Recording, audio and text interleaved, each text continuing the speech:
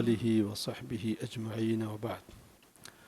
عن أسامة بن زيد رضي الله عنهما قال قال رسول الله صلى الله عليه وسلم: ذاك شهر بين رجب ورمضان يغفل الناس فيه، وذاك شهر ترفع فيه الأعمال إلى رب العالمين، فأحب أن يرفع عملي وأنا صائم.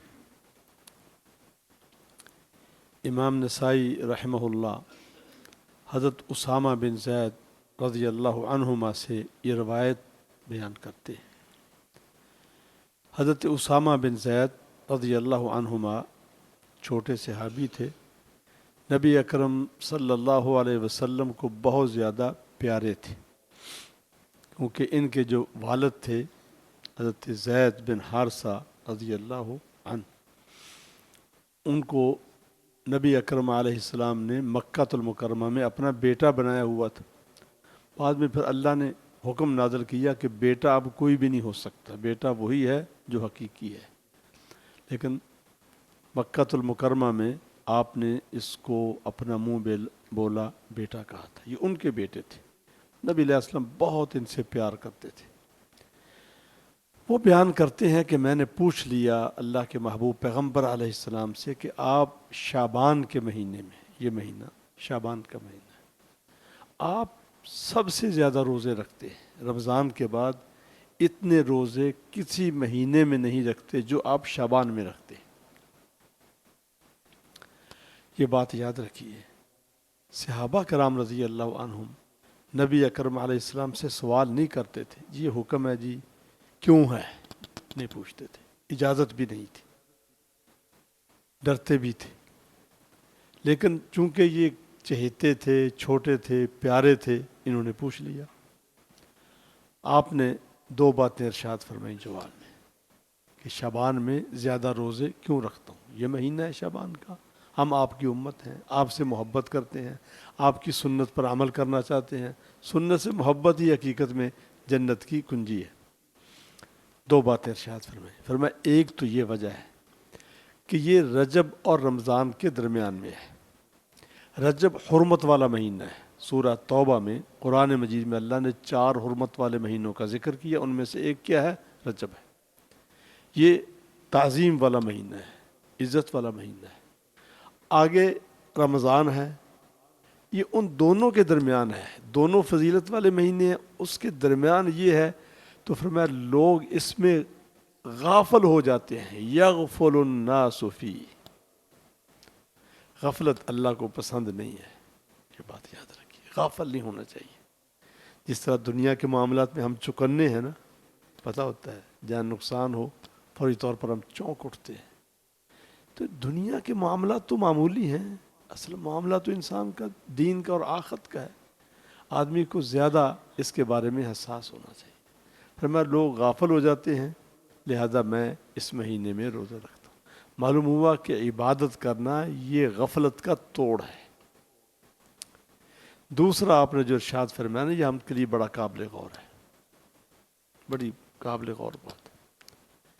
فرمایا ذاک شہر ترفع الاعمال فیہ الی رب العالمین، اس مہینے میں سال بھر کے اعمال کائنات کے رب کی بارگاہ میں پیش ہوتے ہیں۔ اسے پتہ ہے ہم جو عمل کرتے ہیں وہ فرشتوں سے بھی زیادہ جانتا ہے، ہم سے بھی زیادہ ہمارے عمل کو جانتا ہے، لیکن اس کا ایک قانون ہے، اس قانون کے تحت فرمایا اس مہینے میں سال بھر کے اعمال، ہر روز کے عمل فجر اور عصر کی نماز کے وقت پیش ہوتے ہیں، اور ہفتے کے اعمال سوموار اور جمعرات کو پیش ہوتے ہیں، سال بھر کا جو ڈیٹا ہے فرمایا شعبان کے مہینے میں پیش ہوتا ہے۔ آپ نے فرمایا میں پسند کرتا ہوں، احب ان یرفع عملی وانا صائم، میں یہ پسند کرتا ہوں کہ جب میرا عمل میرے رب کی بارگاہ میں پیش ہونا تو اس وقت میں نے روزہ رکھا ہوا ہو۔ روزہ جو ہے صبح سے لے کر شام تک آپ نے روزہ رکھا ہے، نافرمانی کا کام نہ کریں تو یہ عبادت ہے۔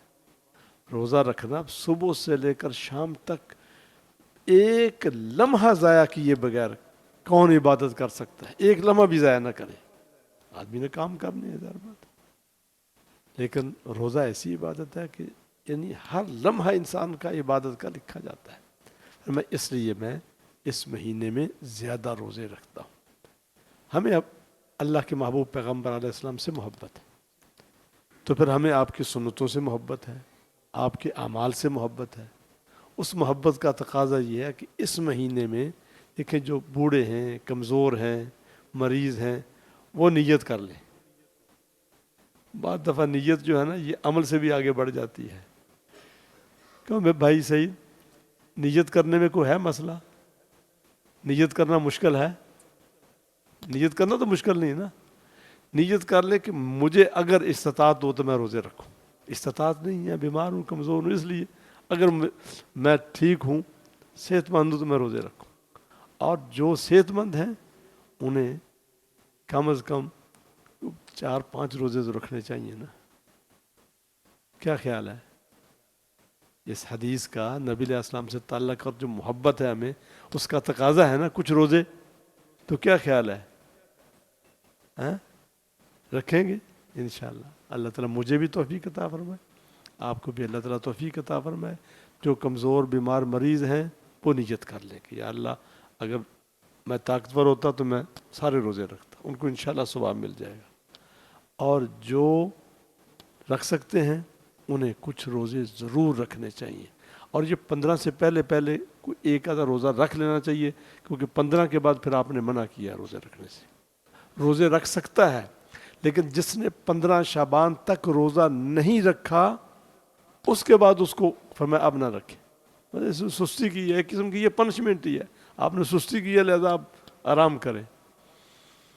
تو اس سے پہلے رکھ لیں گے اگر 1-2 تو پھر ہم 20 کو بھی رکھ سکتے ہیں، 21 کو کسی بھی تاریخ میں رکھ سکتے ہیں. لہذا کچھ روزے پہلے رکھ لیں، پہلے ہر عشرے میں 1-2 روزے رکھ لیں انشاءاللہ. تو سنت پر عمل ہو جائے گا. تو ہمارے پاس اور کیا ہے؟ کچھ بھی نہیں ہے.